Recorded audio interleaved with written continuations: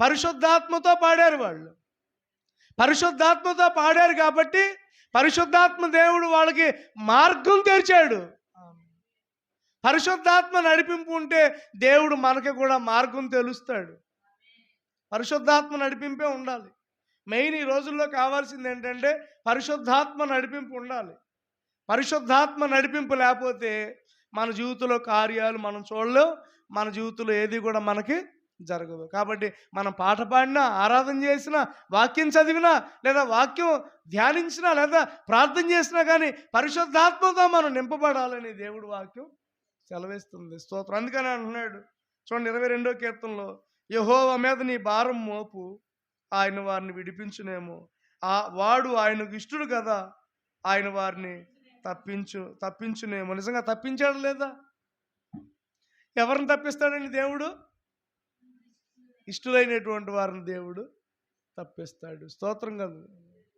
చూడండి 91వ కీర్తనలో కూడా అంటాడు ఒక మాట. 91వ కీర్తనలో 91వ కీర్తన చూడండి 14వ వచనం నుండి. 91వ కీర్తన చాలా అద్భుతమైన కీర్తన. మనకు శ్రమ వచ్చినప్పుడు, బాధ కలిగినప్పుడు, లేదా భయం కలిగినప్పుడు ఈ కీర్తన చదువుకోండి. నా 14వ వచనం, అతడు నన్ను ప్రేమించుచున్నాడు కనుక నేను అతన్ని చూడండి ఎందుకు తప్పిస్తాడంటే దేవుడు,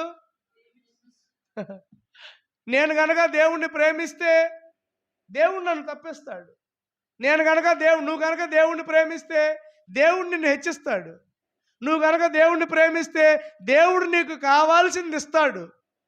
ఆమేన్, ఆమేన్, ఆమేన్ చెప్పండి. నువ్వు కనుక దేవుణ్ణి ప్రేమిస్తే దేవుడు ఏమిస్తాడు? నీకేం కావాలి? ఈ రోజున మీకేం కావాలి చెప్పండి నన్ను. మీకేం కావాలి ఈ రోజున? ఎవరు చెప్పట్లా. నాకైతే అభివృద్ధి కావాలి, నాకైతే ఆరోగ్యం కావాలి, నాకైతే క్షేమం కావాలి, నాకైతే మీరందరూ కూడా ఆశీర్వాదకరంగా ఉండటం కావాలి. ఆమేన్. నిజమే, అదే కోరుకుంటున్నా.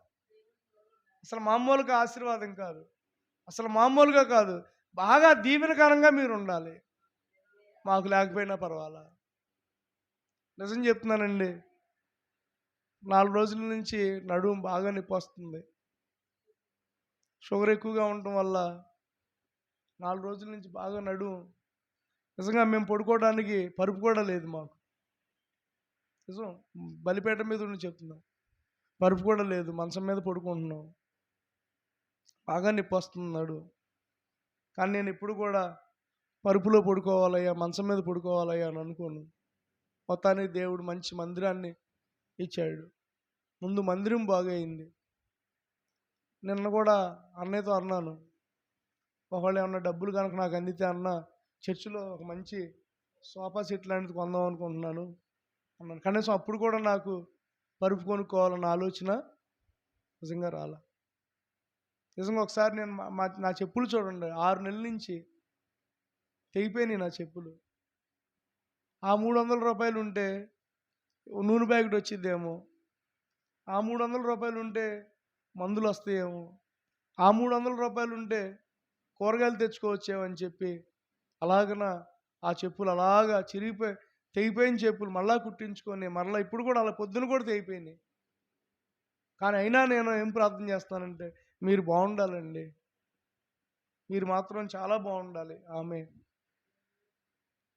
మీరు మాత్రం, మీ పిల్లలు మాత్రం ఉన్నతమైన ఉద్యోగాలు చేసుకోవాలి. మామూలు కాదు, చాలా ఆశీర్వాదకరంగా ఉండాలి. అప్పుడే దేవుని నామానికి మహిమ. నిజమైనటువంటి సేవకుడు ఎప్పుడు కూడా నేను బాగుండాలి అనుకోడు, నా పిల్లలు బాగుండాలి అనుకుంటాడు. నా దగ్గరకు వచ్చేటటువంటి విశ్వాసులు బాగుండాలి అనుకుంటాడు. మీరు దీవెనకరంగా ఉండాలి. ఆమేన్. నాకు ఆరోగ్యం లేకపోయినా కానీ మీకు ఆరోగ్యంగా ఉండాలని నిత్యము కూడా దేవుడి సన్నిధానంలో ప్రార్థన చేస్తూనే ఉన్నాను. అటువంటి ఆరోగ్యాన్ని, ఆశీర్వాదాన్ని దేవుడు మీకు అనుగ్రహించును గాక. నిజంగా దేవుడు మనల్ని ప్రేమిస్తున్నాడండి. రోజు దేవుడు మనల్ని ప్రేమిస్తున్నాడు కాబట్టి అందుకని